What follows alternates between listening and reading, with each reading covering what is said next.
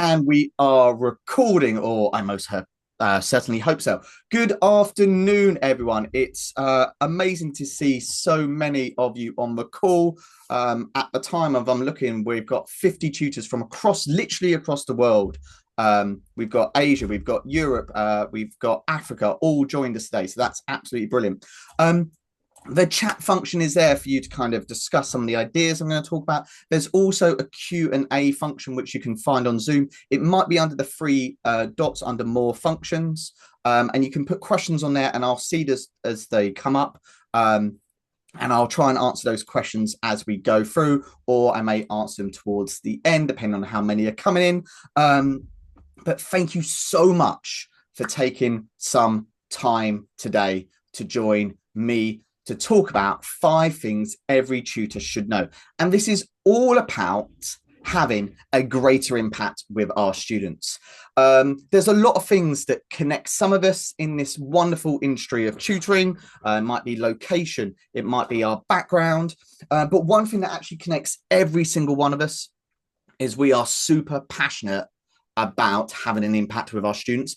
That's what we are all about. Now, impact might mean different things for each of us. Some of us, it might be about grades and it might be about exam results. Some of us, it might be about getting into schools. Some of us, it might be supporting students in the context in which they are. We may be working with students who are in school, not in school, with a whole variety of needs that we need to support them with. And that's the thing that really supports us. And rejoins us together. So very quickly, you may be wondering, who is this guy? Well, this guy is Arth Moore. I am a tutor. I'm a full-time online maths tutor is what I do. I tutor mainly GCSE and A-level, and I work with one-to-ones and with groups. Previously, I was a secondary maths teacher, and have taught in schools across the UK as well as internationally. I've taught in a whole variety of schools, independent schools, boarding schools, state schools, quote unquote good schools, schools that are quote unquote need to improve. I've worked in the whole thing, big schools, small schools. And then since 2021, I have been a tutor. And in the last 2 or 3 years, I have been ex-teacher massive.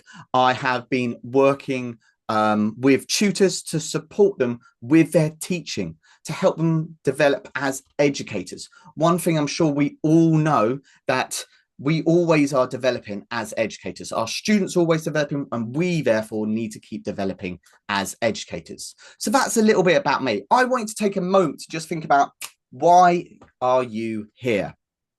You don't have to put anything in the chat. You don't need to discuss anything. You may make a note, you may not make a note. I just want everyone just to take 10 seconds just to ask themselves, why have you joined this Zoom webinar today? If you want to share it, that's great. But if you don't want to share it, there's absolutely no need.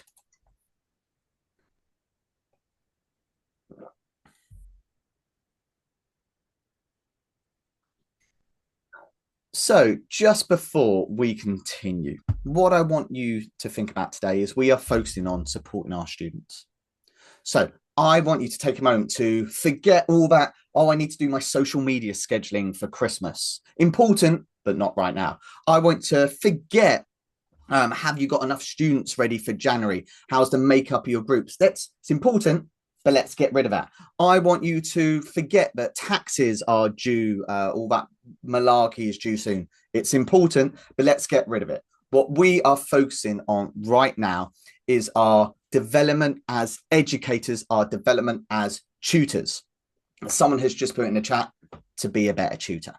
And to do that, we are going to focus on 5 things that I think every tutor should know. Now, this is not the ultimate list. It's not just know these 5 and forget everything else. Absolutely not. But these are just 5 things I think are really important. Before we get into that, I just want to talk about this idea of cognitive science. So I put a big definition up here. I'm sure this will be incredibly confusing. Cognitive science is in fact the study of, yes, that's right, it's the study of cognition.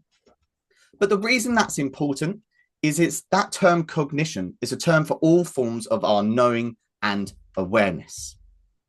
So what cognitive science does is it aims to explain essentially how the brain is working, and it allows us to better understand how the mind works. And that in turn allows us as educators to understand how our students learn. And this in turn allows us to apply its ideas to our tutoring, with the idea of being more efficient and effective as tutors. Now, I think they're two really interesting words because that will mean different things to each of us. What I mean by that in this sense is we have a limited time with our students. Some of you may be working with students every day, maybe an hour a week, it may be once a month. It may just be one revision session. It may be that free workshop you've put on. But if we can do everything more efficiently and more effectively, our students will take more away from our teaching, allowing us to have a greater impact. So that's why cognitive science is important. It allows us to be more efficient and more effective educators. And that's why we are focusing on these 5 things. So let's get into it. So number 1, I feel like I'm on top of the pops. What a moment. A model of learning. So I think this is a really important thing for absolutely every tutor to understand. This is a bit of a basic model on how learning essentially works. And it comes from this brilliant diagram, this visual created by Ollie Cav, and in this place shared by Tom Sherrington on his blog. So you can go and read more about it there. The reference is there.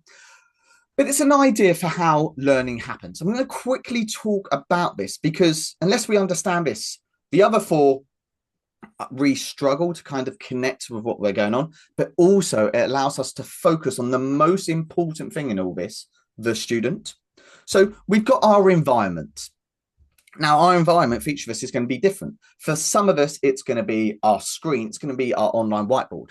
For some of us, it's going to be our space in which we work. It might be going into schools. It might be down the village hall. It might be in the library. We work in a whole variety of places. So that's the environment. And what happens here is our student pays attention to their environment. The problem is there's loads going on in environment. Like right now, I've got the chat absolutely buzzing away. I need to focus on a very specific thing. I'm not saying don't chat. Please don't take it that way. I've got my whiteboard over here, which actually has a to-do list. I'm not focusing on that. I'm drawing my attention to a very specific point of the environment. And that's what we want our students to do, because then our student will think about that bit of information in the environment in what we call the working memory. Now, the working memory I like to think about as the post-it note of the brain. It's kind of what's going on right now. Now, the brilliance of the working memory is it's quite adaptable. Things will come in and out. The negative is things will come in and out. And there's only so much that the working memory can actually hold. Research doesn't really know exactly why, but it's kind of between these kind of 4 and 7 things. I'm actually going to talk about that later on. But the problem is some things drop out of our working memory. And what we want is the things in the working memory to go into our long-term memory. Now, the long-term memory is where information is stored. It's this infinitely big wardrobe where everything goes and gets stored.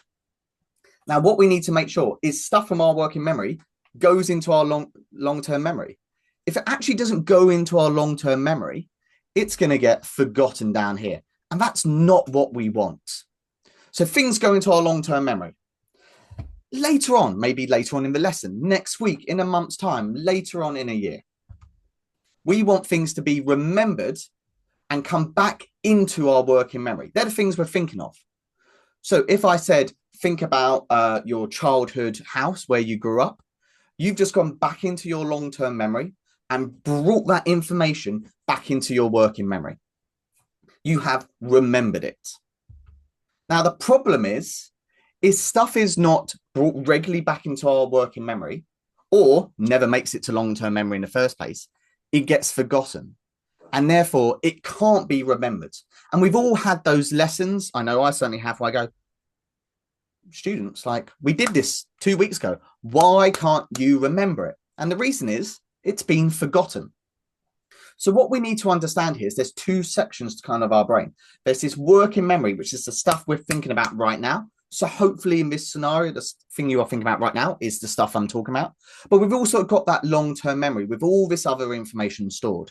And we need to make sure stuff is being remembered and not being forgotten. So what does this mean for me as a tutor? Well, there's a few things I want to take away from this model and pass on to you to bring into your sessions.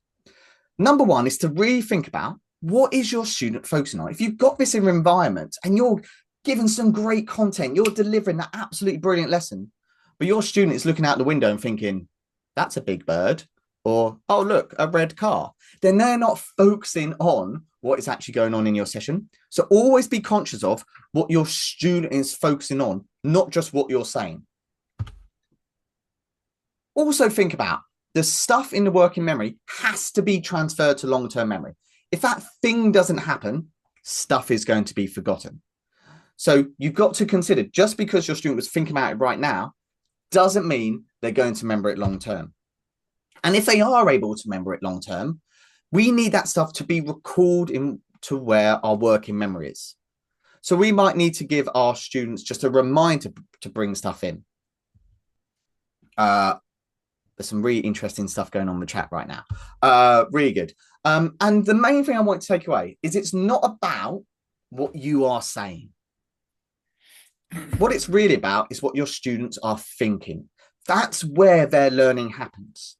I know I, for a long time, got my educating completely the wrong way around, where I was so focused on what I was doing as the educator that I kind of forgot the learner in that process. I was focusing on what I was doing. I wasn't focusing on what the students were thinking about from what I was saying. So that's something to be really conscious about. Right, let's go into number 2. Now, I really like this one. If you've got any questions, please put them in the Q&A section, or I know there's kind of questions going back and forward in the chat. So that is absolutely brilliant. Let's keep that going. So number 2 is to remember that you chunk information differently to your students. In fact, we all chunk information completely differently to each other. And I'm going to kind of give a few examples of that. So we're going to do some quick memory tasks. Yay. So what I want you to do is, if you've got a piece of paper in front of you, that's absolutely brilliant. I'm going to put some information on the board. I want you to try and remember it. No writing down. Then I want you to try and remember it, write it down, and then we're going to compare what you've remembered to what they've got up. So some fairly quick memory tasks. I'm going to be fairly annoying and fairly quick with these, and that's kind of the whole point. So let's get ready. I want to know how many things you can remember.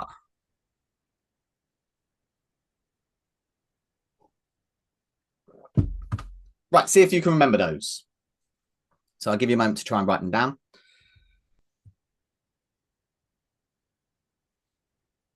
And they were the letters there. So you can kind of give yourself a score, give yourself a pat on the back, see how many you remembered. How many did you remember? Right, the next one. Try and remember those letters. And now try and write them down. And there's the answer there. And hopefully what we found is the second one was much, much easier than the first one. And the reason is that first one, we're having to remember different bits of information. We're having to remember those 8 bits of information, most likely separately. Some of you may have joined the A's to say, oh, there's 2 A's.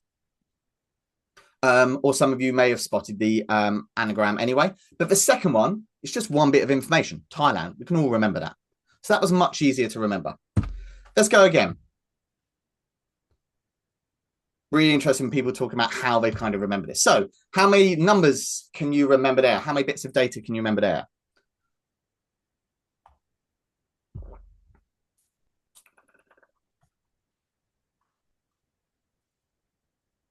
And let's see how many you could remember. Really interesting seeing how you're doing all doing. And the way you're talking about kind of looking for anagrams is exactly the point we're making here of kind of chunking information. And I also said we all do it in different ways. So that's really interesting there. Right, there were the bunch of numbers there. Yeah, and I imagine most of you kind of got halfway through and was like, I can't do this. I don't know what's going on.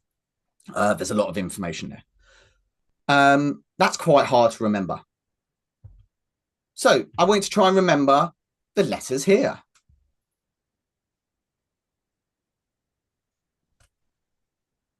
See if you can remember them. Write them down. Can you remember them?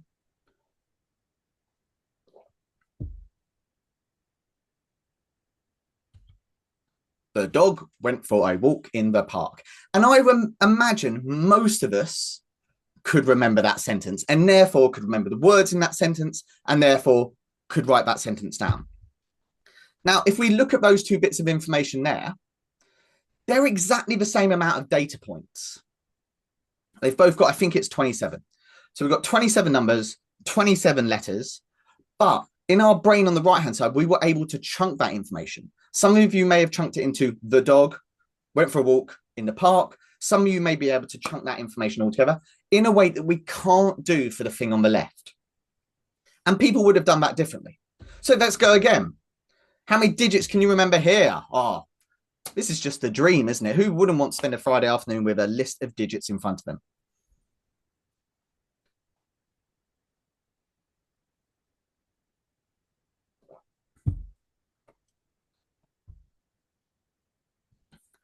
Right. Maybe that one was a bit mean. Maybe that one was a bit mean. Let's try again. So there's the digits there. Let's all look at those, see if we can remember them. Okay, so see if you can remember those. I promise you it's really easy. That one's easy. That's the easiest of the lot. I'd be baffled if no one else has got that. That's really easy. The numbers were, well, there's one set of numbers. There's another. There's another. There's another. There's another. Easy. Easy as. I could remember these, and I do remember these all the time. This is the easiest thing I've done all day. And why? It's the more families' birthdays. More families' birthdays. There they are. I can remember those easy as. So I looked at that data set. Easy.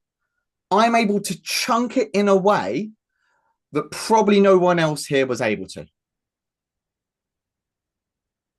I'm able to do that quite easily. And that's not because my brain is different. It's not because I'm smarter or worse than any of you. It's just because I'm chunking it differently. 31st of the 12th, happy birthday. I don't know how that got on there. That must have been a mistake. If you want to write that down and make a note of it on your phone or in your diary, you might as well, because we're all making notes here. Yeah, I think that's just a mistake there. I'll just leave it on there for another second or two. Really sorry for that mistake. Really sorry. Sorry again. We'll keep going though. So what's happened here is I'm chunking the information there slightly differently. So when I'm trying to recall it into my working memory, as shown in kind of a diagram there, they kind of go through quite easily. And this is the idea of cognitive load theory. Now, what happened for many of us, and we saw that in the chat, was we were overwhelmed by the information. And we were actually not able to remember anything at all. And we call that cognitive overload, i.e., there's too much information I'm trying to remember. So basically, I remember nothing. Now, early on, when we looked at the ones of Thailand or the dog went for a walk in the park, we're able to chunk that information differently. So it kind of comes into our brain in a way that we can remember. A way I often think about this is if I sent you to the shops to buy 5 things, you'd probably be okay. You'd probably be okay. If I sent you to the shops to remember 12, 13 things, well, we're going to start to forget stuff. And actually, there may be a point where I give you a list and you can't remember anything because you've just been cognitively overloaded. So what does this mean for us as tutor, the thing we're really interested about? Well, we chunk information differently, as we've kind of demonstrated there. But what that means crucially for us is we chunk information differently from our students.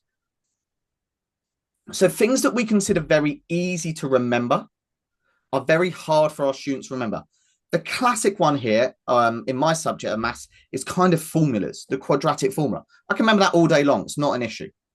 My students always struggle to remember it. They always make a little mistake or something like that. And that's because I can chunk that information in one big go.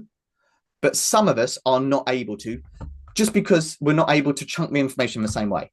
And what this means is what is cognitively easy for us is cognitively overloading for our students. And that's why sometimes when you ask a question, you see the student go, I can't do this. We had it in the chat. There were a few people saying, like, I can't do this. I'm giving up. I just gave up. And we're all fairly interested in like education. We want to learn here. But even us, when we saw that load of information, went, I just can't do this. So it's really important that we understand that our students are coming from things we're presenting to them in a different way than we understand them. So here's an example of what I would do as a tutor. It's better to use my session preparation time to focus on my explanations rather than loads of different tasks that might be overwhelming. And here's an example. So I put up the water cycle, something we kind of once, and I say, look at the image below, and I want you to focus on what happens during the evaporation stage. So the student looks at that. Now we look at that, and this is something we're all fairly familiar with, and we're kind of okay to work with that. We can kind of see what's going on. We can focus on the specific side. But for our students, especially if this is new information for them, they just get overwhelmed. There's maybe 4 new words there, or 3 or 4 new words. There's kind of too much going on. So what I would do for this diagram, and we can probably see how this will work in all our subject areas, is I would put that image up. It's essentially the same image. I'm keeping the key information, but I've just taken away a little bit of information that could overwhelm my students. I then can get them to focus on the thing I want them to focus on. If we think back to our tip 1, where we were talking, what is our student focusing on? Well, here it's quite clear where I can get my kind of student to focus on. And this works in our subject areas. You can think of different things. In English, you wouldn't give a whole text. You might just give a paragraph. You might kind of break it down. So that's one of my tips for kind of understanding cognitive load, that kind of comes from this idea of chunking things up. Right, number 3. I want us to consider the content. I don't want us to think about our students' learning styles. Now, learning styles, I'm going to go into this in a bit more. The belief in learning styles, which is still incredibly prevalent in UK educators from the studies I've seen, and is still incredibly prevalent in the tutoring scene. We see this quite a lot all the time talking about learning styles. I also still mention Ofsted reports, the idea of learning styles. So learning styles is the idea that a student has a specific learning style: visual, audio, and kinesthetic, i.e. what they see, what they hear, and kind of moving. And the key here is that teaching to that learning style leads to better outcomes. And this is the myth here. The myth is that when students are taught in a way that matches their learning style, they learn more. Now, researchers looked at this again and again and again. And again and again and again, it is not finding this link. In fact, the studies that have found anything have actually found that if you teach in one learning style in one way, again and again, you actually hinder your students' development. It actually has a negative impact. Now, the problem with learning styles is that there's absolutely no evidence to support them, but there is a grain of truth in them. There is this thing to do with learning and styles, quote unquote. It's this idea of learning preferences. I'm not using the word learning style, I'm using the word learning preferences. So take me, for example. I like podcasts. I like the radio. I really like audiobooks. I listen to a lot of them. I like to get information in this way. If I want to learn about something, I typically will go and search on a podcast platform to kind of find that. And I think we can all kind of maybe do that in different ways. There's some interesting chat going on right now. And I'm going to draw attention to this word. That's the word I'm using there. I like to get information this way. These are my learning preferences. These do not make me an audio learner. It does not mean that information should always be given to me as an audio learner. So I should never see anything. I should only listen to things because that's my learning preference. Now, there is another link to this of the idea of dual coding. Now, dual coding, which I'm going to describe in a moment, has been shown by research to boost memory, to boost recall, to have all the benefits that we want. But what dual coding does is if we deliver information in different ways using different senses, then we get this benefit. So, for example, the way dual coding works is if I have a picture of a dog and the word dog, your brain makes what we call two representations of this data in the brain. It's got the picture of a dog, it's got the word dog. So when I ask you to recall that information, there's not all that pressure on just a picture. There's not all that pressure on just a word. It's kind of diluted a little bit. It helps with that memory recall. I'm less likely to forget things. Now, this is the idea that I have disputes the idea of learning preferences, because I'm going to need to be taught things in different ways. We don't teach to our students learning preference. So what does this mean for a tutor? One thing I really like to do with this idea is to ask my students, when we have a diagram, I ask them to describe it, or an image or a picture. I'm sure we can all think about how this will work in our subject areas. And the reason is I'm getting them to put those words to those pictures. It also comes with loads of other benefits, but I'm dual coding that information. And it can work the other way around. And I really like this question of how would you draw a representation of this text? Works brilliantly in maths and sciences and maybe history and so this, but it's also great in other subjects such as English and history, where you read text and you get them to visualize that information and try and draw it out. The very process of that drawing helps with the dual coding aspect of it. So I really like that task of how would you draw this text. It's actually a really, really tricky skill. If you think about your subject, asking someone to draw something from text, it's actually really challenging. But also, I want you to think that you shouldn't consider your students' learning styles as a factor in how you deliver content, because learning styles as a way to have a greater impact has been shown to not work. And this, I think, is really important. We want to be aware that when a student talks about their learning style, what they're actually talking about is their preference. And we can have some really interesting conversations from that. So if a student's really engaged with kind of talking about a subject but doesn't like to write, and they might say, oh, I can't really do the writing side of it. Well, we can talk about, actually, no, this is a preference you have. That doesn't mean you can't learn in the other way. I've had some brilliant conversations with students and parents about this idea of preference versus style. Right, let's go on to number 4. I'm going to make this quite a quick one. I really like this idea. So think, pair, share, but we're going to take it even further. Now, think, pair, share is probably an idea we're all aware of. We get a student to think about an idea. We pair them up, especially in our group sessions. They share their ideas and then they come back and share it with everyone. This can work really well if you're working with small groups in person or online. I also do this even if I'm working one-to-one. I'll be the pair. So this idea really works. Couple of little tips for think, pair, share. When you're getting students to think, try and make a conscious decision as the tutor to embrace the silence. Sometimes I find as tutors, we're quite scared of silence. It might be because the parents are in the hall waiting for their child to learn. Might be there's a parent walking in the background of the screen. There's a whole host of reasons. Sometimes it's to do with our own mindset of, I'm being paid to deliver stuff, so I need to talk. But when we're working with students, we want to embrace the silence, especially in this think stage, because we're giving our students space to internally consider their own thinking. We want it to be a silent space. Little tip for the pair stage of this.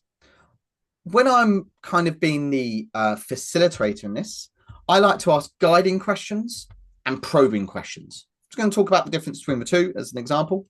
A guiding question might be something like, have you considered any other factors that may have influenced the outcome here?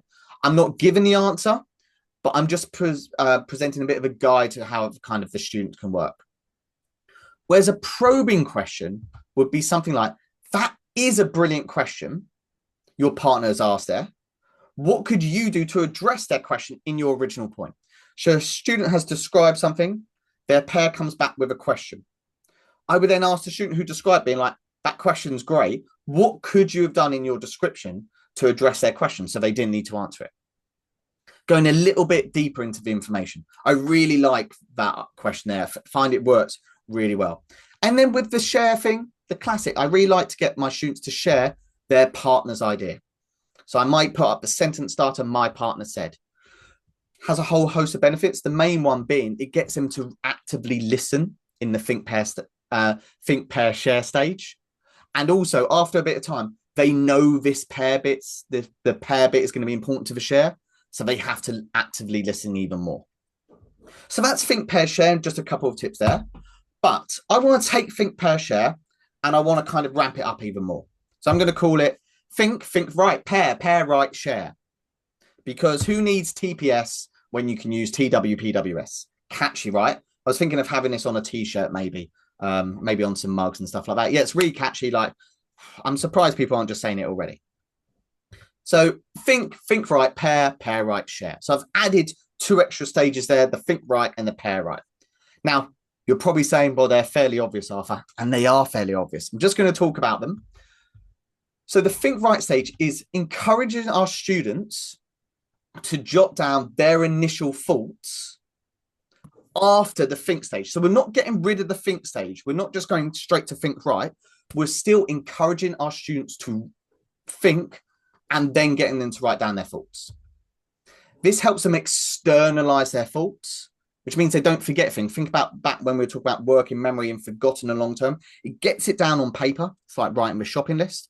So when they come to the pair stage, they've got their brilliant notes that they've already thought about. Works really nicely. Now, the pair right stage is getting our students to make notes on their partner's points. Again, with the idea that when we come to the share stage, they haven't tried to internalize all that thought, which may lead to some of the things we've talked about, cognitive overload or just forgetting. They've got them written down. So it's not about radically changing the idea of think, pair, share. It's just putting in these two extra points in to help our student get stuff on paper. And there's loads of research about the power of note taking. For those who have been part of Navigated Tutor this year, like there was a whole section in the one on oracy about note taking, about the power of note taking in remembering stuff. So what does it mean for us as a tutor? Try and build writing into your TPS. Now, think, pair, share is something we probably do a lot of as group tutors, probably do it all the time. But try and explicitly bring the writing stage into that. And importantly, make sure you're modeling it to your students. So if you're part of the pair discussion, model that writing stage. When a student has made a brilliant point to you in class, write it down. I always have a post-it note when I'm tutoring, always there, so I can note down anything great the student says, I bang it on my desk, and I will come back to it later on.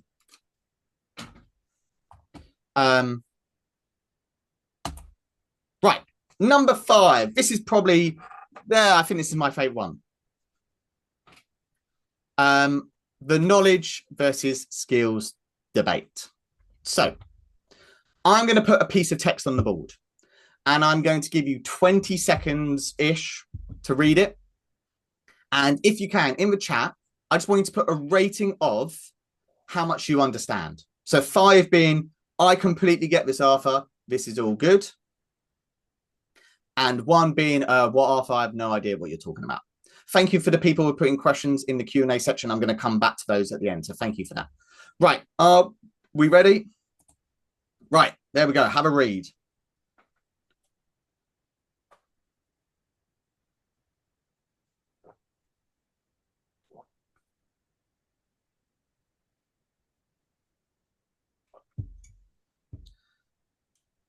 And then just put in the chat, if you can, how much you understand.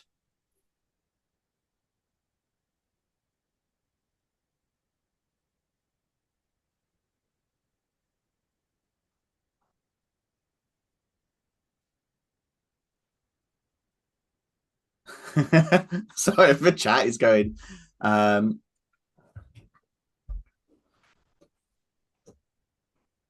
No worries, Sarah. I thought you were just an absolute expert in this topic. I was about to be completely broken down. Okay.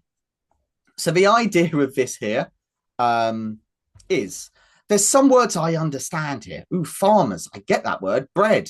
Yeah, I'm there. Furnace. Teleporting. Seas. Pale gun. I understand these words.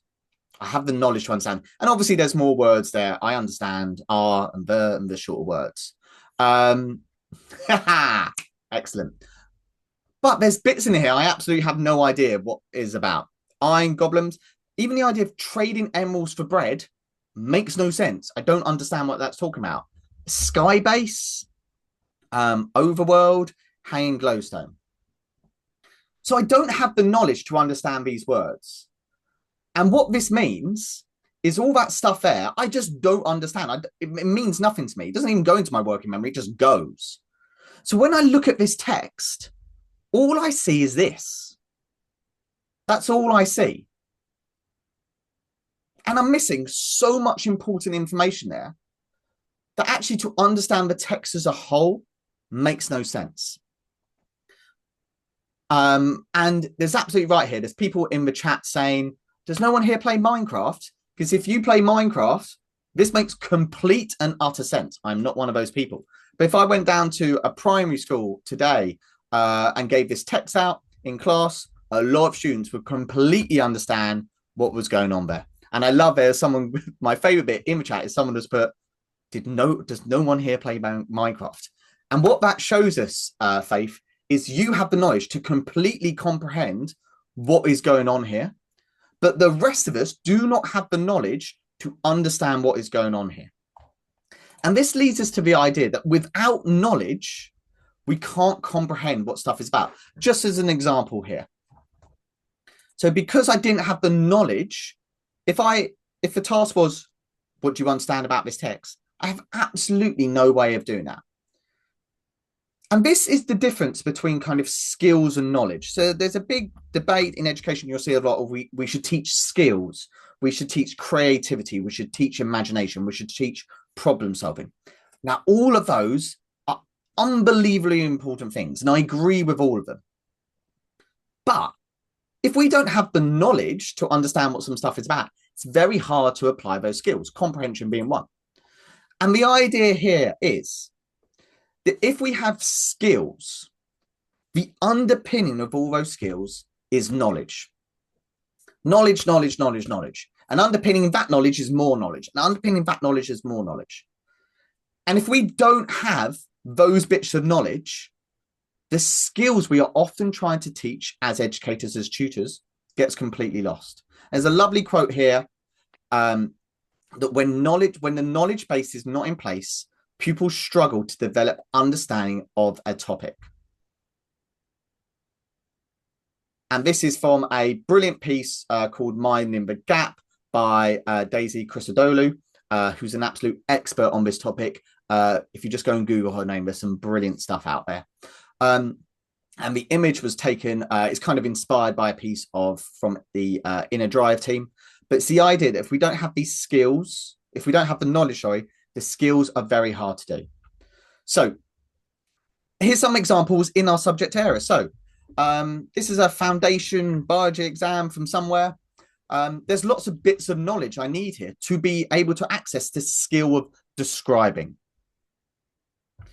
Here's a maths. Now, this is a maths question from SATs. It's a SATs question, something I'm sure we could all confidently do. But when I read through this question, the word portion, if our students have no knowledge of that word portion, then one portion of, I actually think that's a really hard question. And portion is not a word that maybe our students come across all the time. Like, how often do we actually use that word all the time? Someone just put in the chat the idea of per annum is a brilliant example. Gets used all the time and often gets lost. Here's a English example. Now, this is from a GCSE on the creative writing bit. That's what it's all about. Like, it's all about language, it's all about the skill of kind of that. But there's loads of bits of knowledge here that if our students don't understand, it's incredibly hard for them to comprehend the text. Now, this is really hard when students we're working with who are maybe English isn't their first language. Or they're new to this, like sometimes we have students move school and they've lost the context of their school. So it's really hard. So that's like just examples of how important knowledge is when we're trying to teach skills. And I take you back to this. Without the knowledge, the skill, like I can't do anything with this. I have absolutely no idea. Earlier I said, oh, draw an image based on the text. But if I don't have the knowledge of what this text is, this means nothing to me. And it takes knowledge to gain knowledge. I love that quote from Jamie Clark. So what's this mean for me as a tutor? Well, try starting with some quick fire questions to check for knowledge before you start focusing on the quote unquote skill, and specifically design those questions to check for your students what I would call prior knowledge. So for an example, if we're about to read a piece on being a child of London in the Second World War, and we can think of lots of subject areas where that may come up, well, I may just start with some quick true or false questions. And the answers to these from my students, I could get them to do it on a whiteboard, I could get them to put it in the chat. They tell me whether I've actually got the right knowledge to move forward. So there's no point me here plowing on with the lesson about being a child in the World War if my students have absolutely no idea that maybe London was bombed and they were going to be evacuated, even though it wasn't mandatory, and people carry around gas. All those things may feed into the thing I'm doing. What's even better is if you do these quick fire questions the lesson before you're doing the skill.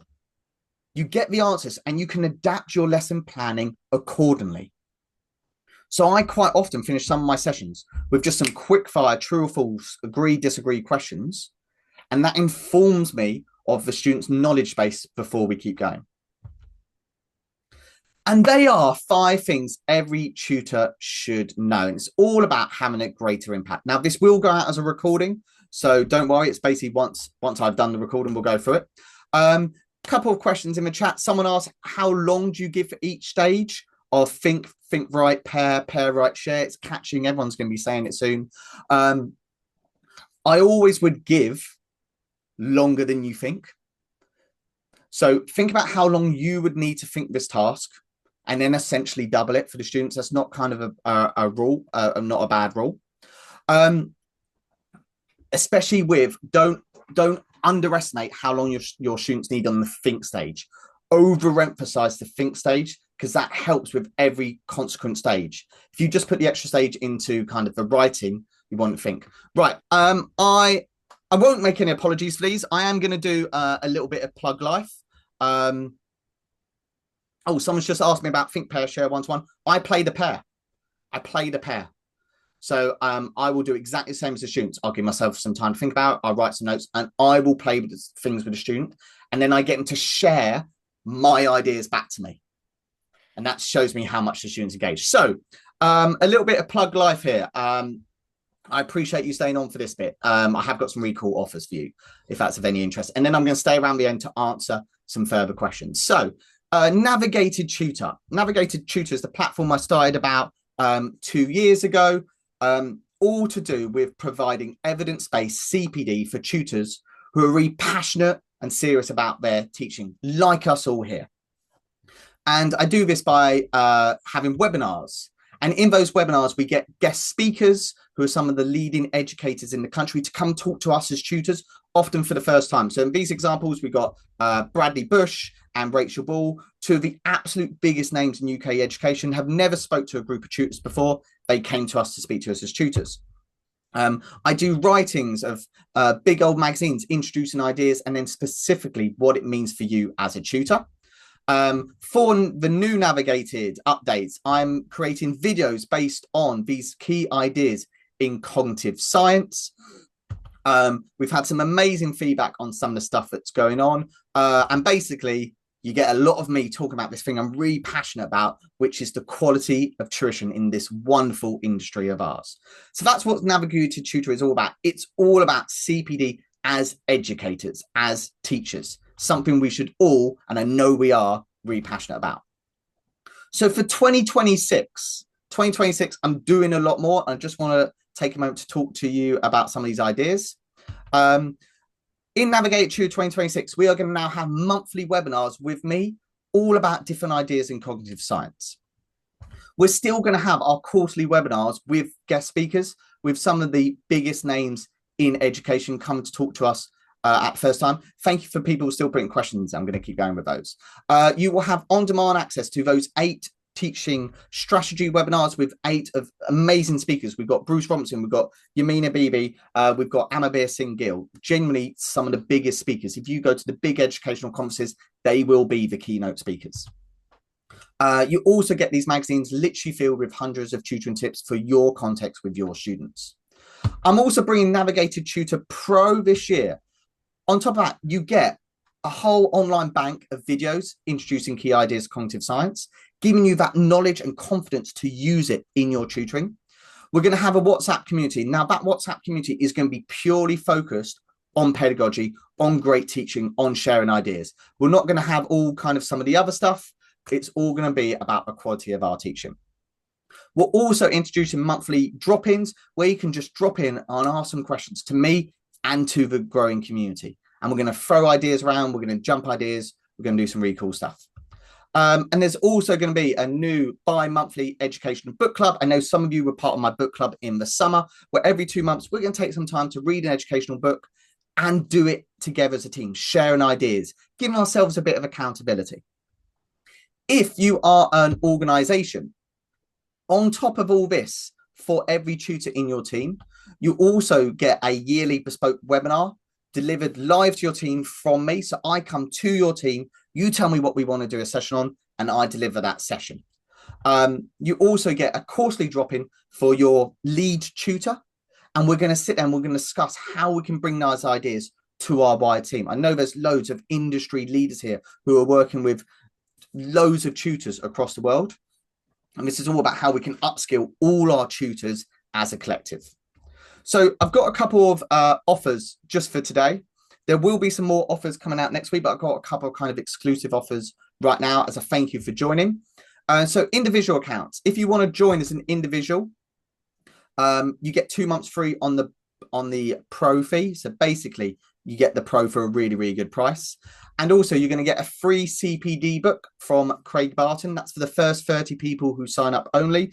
And by book, I don't mean an ebook. I don't mean a pamphlet. I don't mean an email. I mean a physical book is going to come to you from Craig Barton on some ideas in teaching. And anyone who knows Craig Barton knows he is one of the leading experts worldwide on teaching. And that is completely free through your letterbox. If you join an organizational account, if you join as a founding member, I'm going to upgrade your workshop from a 60-minute to a 90-minute workshop with loads of extras in, including extended Q&A with your tutors. I'm also going to throw in a 30-minute strategic consultation before it happens, so we can talk about how to make the most of Navigator Tutor. And I'm going to throw in a 6-month progress review call so we can see how Navigator Tutor is working for you.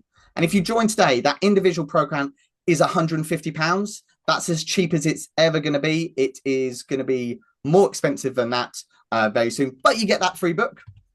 And for an organizational account, so I've said for 20 tutors here, but each level have a different offer. For those 20 tutors, that's £650 per year. That's £100 off the normal price straight away. Katie, I didn't tell you about that one, but I've offered that in. And it comes with all those extras I've talked about. So if you're interested, and I apologize and completely appreciate the plug life there. I'm sure you can appreciate where I'm coming from. We've got the individual account, which you can go and scan there, and the organizational accounts. If you scan those, it will take you straight through with the discounts already applied, and you can go and sign up today. So I really want to thank you for joining 5 Things That Every Tutor Should Know. There's a couple more questions coming in. So someone has asked, what system do you use for presentation? It seems to keep it simple. So it's not so much about the platform you use. There's loads of different ones that you can use and know each other thing. It's about thinking of how much information you're putting on the screen. So sometimes, especially with PowerPoint, we want to put up loads of images. We want to put up some funny memes, some pictures. And the problem is if that quite often leads to cognitive overload. So I would be looking at your presentation and trying to think how your student are looking at it, not how you're looking at it. Because you see it, you know the content. So all these extra things here are great. So all the pictures and stuff like that, you can focus on those because you're not focusing on your content. But the student who's got this new content with all these pictures and all these different colors feels overwhelming. So I use, Poppy, I use something called a Smart Notebook, which is how I deliver my maths lessons. But I focus on trying to keep the things really, really simple on the screen. I want to keep what my students are focusing on. Yes, someone's asking, the links are going to go emailed out. Absolutely. There will also be a recording of this presentation, so you can go and rewatch anything like that. there'll be loads of stuff coming out. But basically, if you can scan those and you want to, that's great. If not, if you want to put any questions in the chat, I'm still going to answer these questions. Thank you so much for everyone who's joined. I'm getting some really lovely comments, and I really, really appreciate that.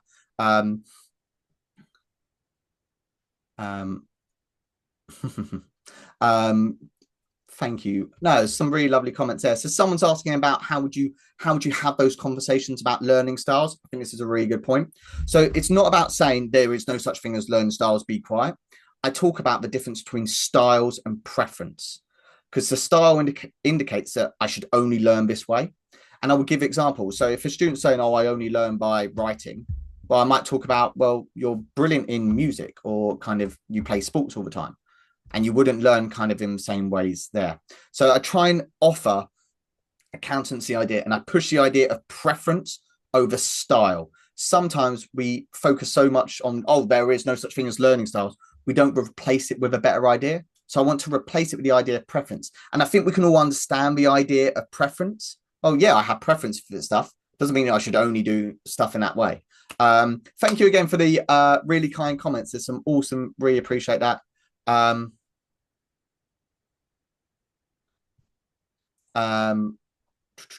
just going to reply to something.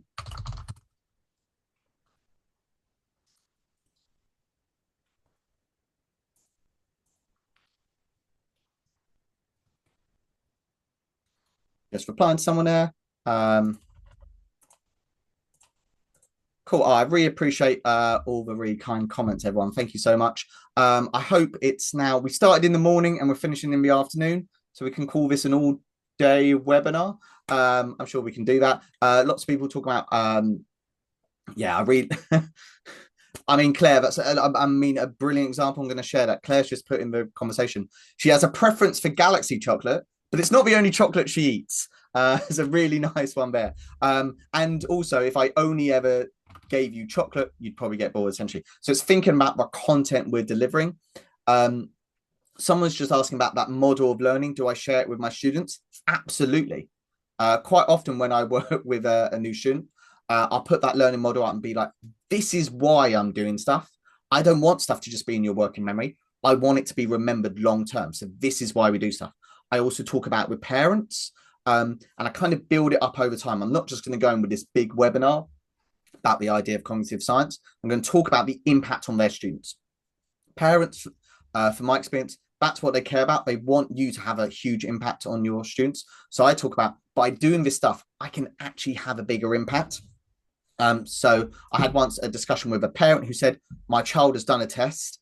They're an audio learner. Can you teach them in that way? And we had a discussion. Well, that's their preference.